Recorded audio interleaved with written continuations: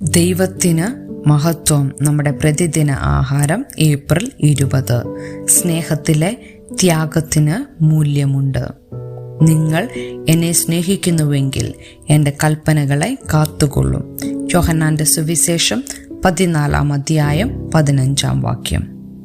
ഒരു സുഹൃത്ത് യാതൊരു വിശദീകരണവും കൂടാതെ ഞങ്ങൾ തമ്മിൽ ഒരു ദശാബ്ദമായി നിലനിന്നിരുന്ന സ്നേഹബന്ധം അവസാനിപ്പിച്ചതിനു ശേഷം ഞാൻ വീണ്ടും എൻ്റെ പഴയ രീതിയിൽ ആളുകളെ ഒരു കൈ അകലെ മാത്രം നിർത്താൻ തുടങ്ങി. ഈ ദുഃഖത്തെ അതിജീവിച്ചു കൊണ്ടിരുന്ന പ്രക്രിയയ്ക്കിടയിൽ C.S. ലൂയിസിന്റെ 4 സ്നേഹങ്ങൾ എന്ന കൃതിയുടെ ഒരു പഴയ കോപ്പി എൻ്റെ ഷെൽഫിൽ നിന്ന് എനിക്ക് കിട്ടി.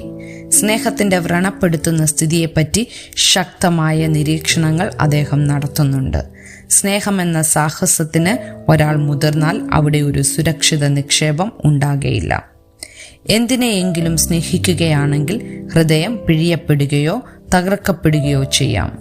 ഈ വാക്കുകൾ വായിച്ച ശേഷം ഉയിർപ്പ് കഴിഞ്ഞ് 3-ാം തവണ യേശു ശിഷ്യന്മാർക്ക് പ്രത്യക്ഷപ്പെടുന്ന സംഭവത്തിന്റെ വായന വ്യത്യാസപ്പെട്ടു. പത്രോസ് 3 തവണ തള്ളിപ്പറഞ്ഞതിനു ശേഷമായിരുന്നല്ലോ ഈ പ്രത്യക്ഷത. യേശു ചോദിച്ചു, യോഹന്നാന്റെ മകനായ ശീമോനെ, നീ ഇവരിൽ അധികമായി എന്നെ സ്നേഹിക്കുന്നുവോ? ഒറ്റിക്കൊടുക്കലിന്റെയും തള്ളിപ്പറയലിന്റെയും മുറിവ് ഏറ്റതിനു ശേഷവും യേശു പത്രോസിനോട് സംസാരിച്ചു. ഭയത്തോടെയല്ല, ധൈര്യത്തോടെ, ബലഹീനമായല്ല, ശക്തിയോടെ, നിരാശയോടല്ല, നിസ്വാർത്ഥതയോടെ, കോപമല്ല, കരുണയും സ്നേഹിക്കാനുള്ള മനസ്സുമാണ് ദൈവം പ്രകടിപ്പിച്ചത്. തിരുവെഴുത്തു പറയുന്നു, എന്നോട് പ്രിയമുണ്ടോ എന്ന് 3-മതും ചോദിക്കുകയാൽ പത്രോസ് ദുഃഖിച്ചു.